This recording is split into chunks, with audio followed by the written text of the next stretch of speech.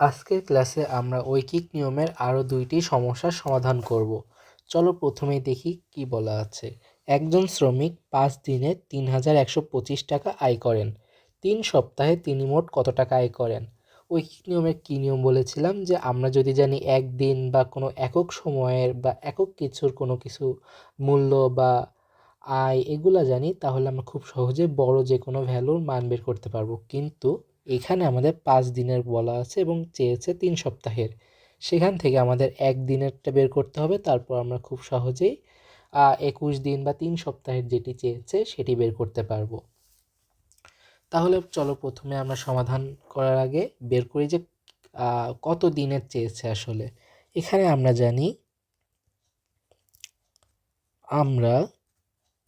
জানি 1 সপ্তাহ সমান 7 দিন। অতএব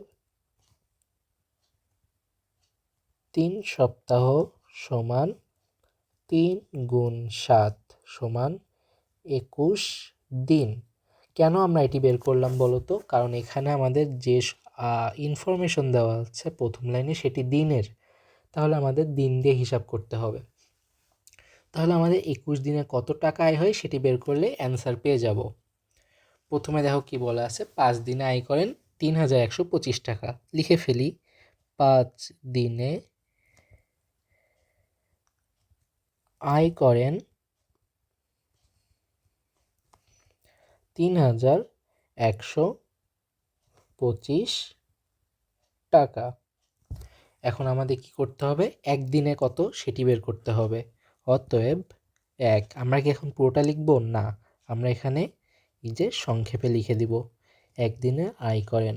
একদিনে কত আয় করেন এটি আমরা কি করব বলো তো? মনে আছে কি? প্রথমে ভাগ, তারপর গুণ। তাহলে ভাগ করতে হবে 3,125 ভাগ 5 টাকা।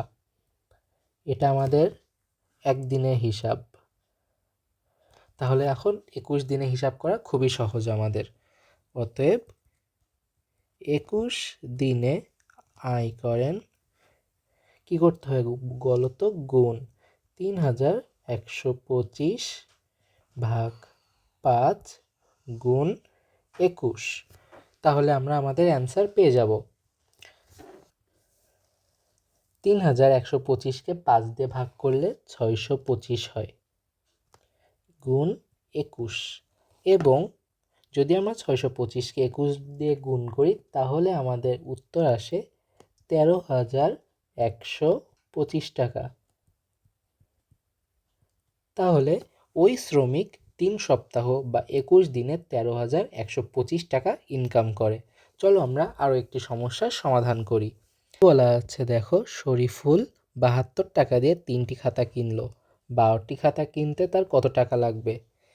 এটা খুবই সহজ। আমরা যেহেতু অনেকগুলা করেছি, তোমরা আমার আগে করে ফেলতে পারবে। কি করতে হবে বলো তো? প্রথমে 3টি খাতার মূল্য লিখে ফেলবো, তারপর একটি, তারপর 12টি। চলো করে ফেলি। 3টি খাতার দাম 72 টাকা। তাহলে এখন কি করব? একটি খাতার দাম বের করব। অতএব একটি খাতার দাম 72 ভাগ 3 টাকা। আমরা একটি খাতার মূল্য পেয়ে গেলাম। এখন কি করতে হবে? 12টি খাতার মূল্য বের করতে হবে। চলো বের করে ফেলি। অতএব 12টি খাতার দাম কি করব বলো তো? গুণ করব। 72 ভাগ 3 গুণন 12 টাকা। তাহলে 72কে 3 দিয়ে ভাগ করলে কত হয়? 24। 24 গুণ 12। 24কে যদি 12 দিয়ে গুণ করি তাহলে আমাদের উত্তর আসে 288 টাকা। আচ্ছা, তোমরা হয়তো অনেকেই ভুলে যেতে পারো কেন এখানে আমরা গুণ আগে করলাম না ভাগ আগে করলাম। আমাদের সমীকরণ সমাধানের নিয়মই কিন্তু আছে, গুণ এবং ভাগের মধ্যে যেটি বাম পাশে আসবে আগে সেটি আমরা করব। এখানে আগে ভাগ এসেছে তাই আমরা ভাগের কাজ করলাম, তারপর গুণের কাজ করলাম। ঠিক একইভাবে এখানে প্রথমে ভাগ করলাম, তারপর গুণ করলাম।